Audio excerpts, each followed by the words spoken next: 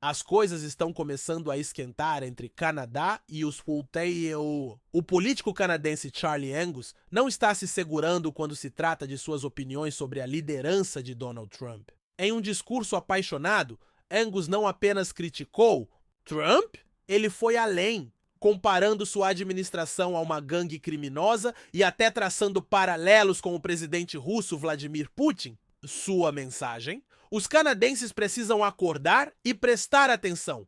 Temos um governo bem ao lado que está ignorando as leis internacionais, alertou Angus. E não podemos nos dar ao luxo de levar isso na brincadeira. Uma de suas maiores preocupações, a sugestão improvisada de Trump de que o Canadá deveria simplesmente se tornar o 51º estado dos 30.000.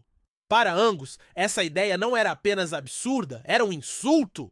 Ele deixou claro que o Canadá é uma nação independente e que nenhuma manobra política deveria mudar isso. Enquanto o Canadá se preparava para celebrar 60 anos de sua icônica bandeira vermelha e branca, Angus pediu às pessoas que refletissem sobre o que ela realmente representa.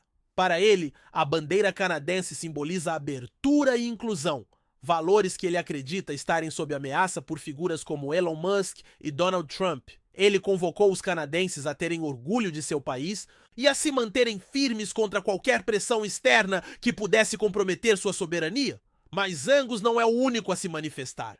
Em todo o Canadá, a frustração com o governo dos Justicieira vem crescendo, especialmente depois que Trump impôs tarifas pesadas sobre as importações canadenses. Em resposta, milhares de canadenses aderiram ao movimento para boicotar produtos e viagens americanas. E isso não é apenas conversa.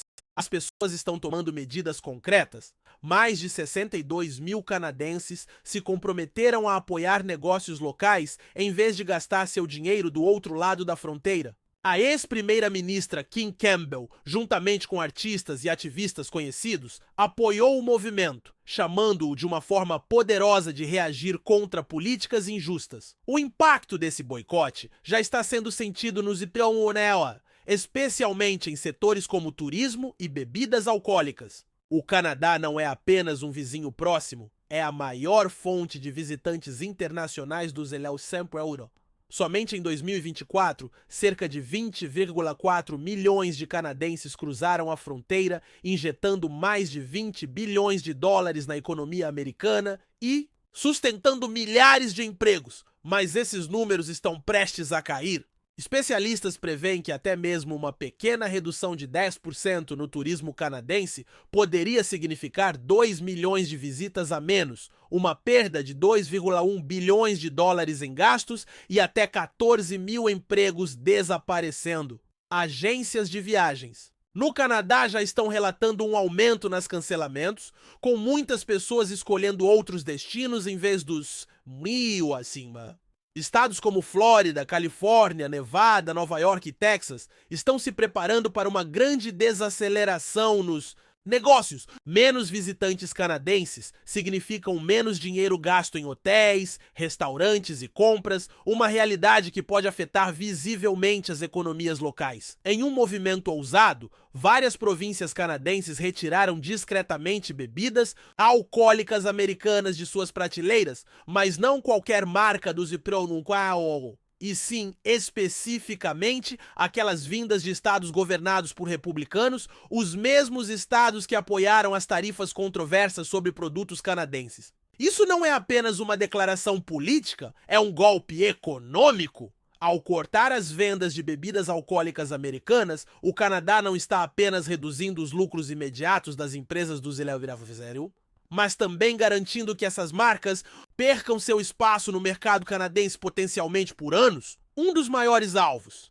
Texas e Kentucky. As tensões aumentaram rapidamente depois que o governador do Texas, Greg Abbott, apoiou publicamente as tarifas de Trump e advertiu o Canadá a não retaliar.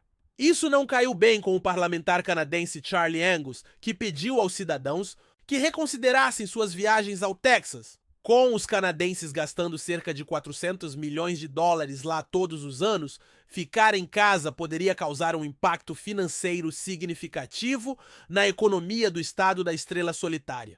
Enquanto isso, A famosa indústria de bourbon do Kentucky está sentindo a pressão.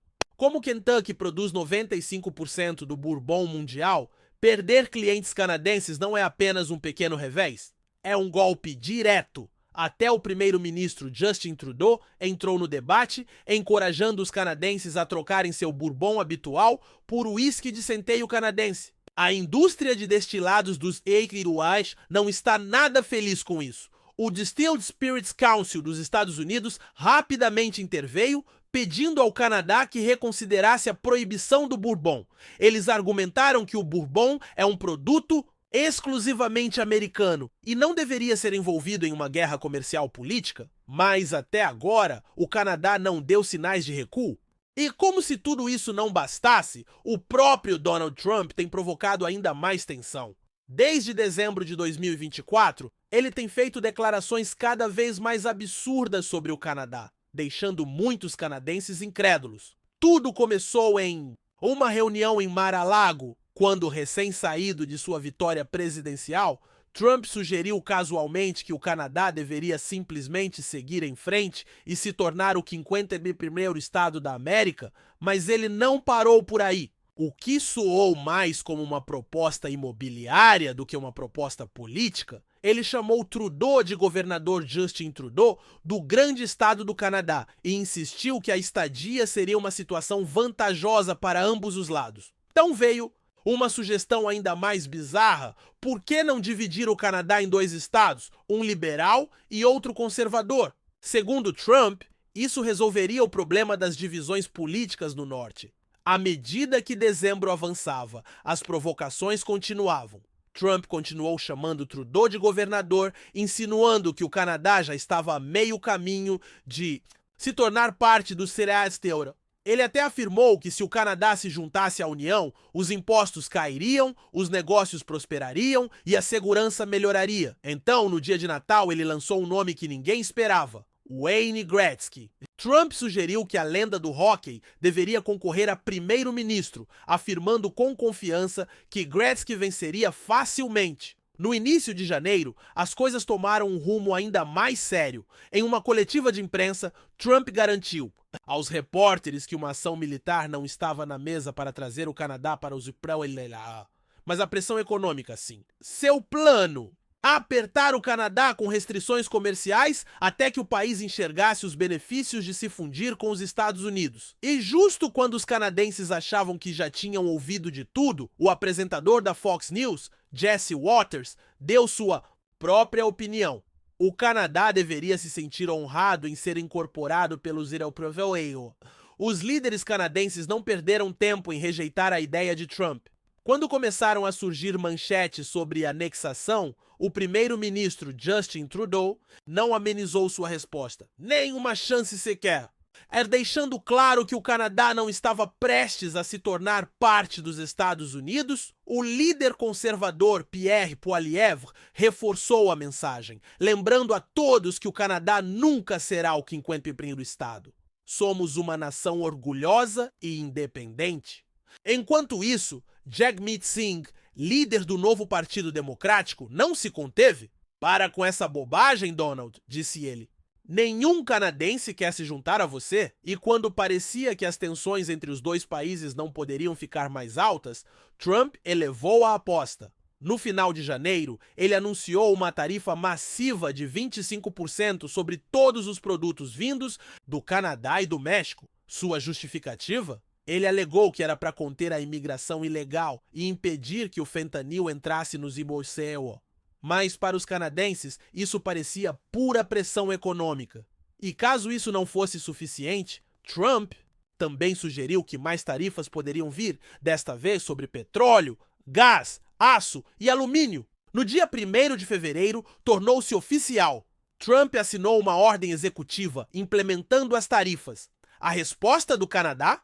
Uma onda de patriotismo varreu o país. Bandeiras foram hasteadas por toda parte e as vendas de bandeiras dispararam. À medida que os canadenses exibiam com orgulho sua identidade nacional, em desafio à pressão dos Immobunaiwa, Trudeau até sugeriu que toda essa conversa sobre anexação não era apenas uma manobra política. Ele insinuou que o verdadeiro objetivo de Trump poderia ter mais a ver com os recursos naturais do Canadá do que qualquer outra coisa. Mas antes de continuarmos, vamos fazer uma pausa rápida. Se você está gostando dessa análise, gostaríamos muito que você apertasse o botão de curtir. Isso ajuda mais pessoas a verem este vídeo. E se você tem algo a dizer sobre o que está acontecendo entre Canadá e UAE, deixe seu comentário abaixo. Adoraríamos ouvir sua opinião. Certo, vamos voltar ao assunto. Por que Trump está tão focado no Canadá?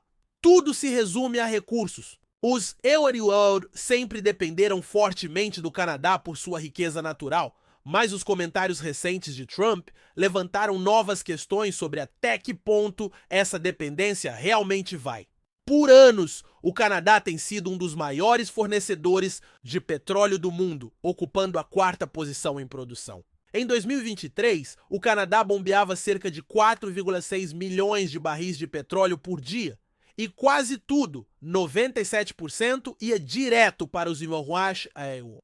As areias betuminosas de Alberta lideram essa produção, representando 87% das exportações totais de petróleo do Canadá. A relação entre o petróleo bruto canadense e as refinarias americanas é profunda, especialmente em regiões-chave como o meio-oeste, a costa do Golfo e a costa oeste. Só em 2023, as exportações de petróleo bruto do Canadá geraram cerca de 124 bilhões de dólares, tornando-se um dos principais motores econômicos do país.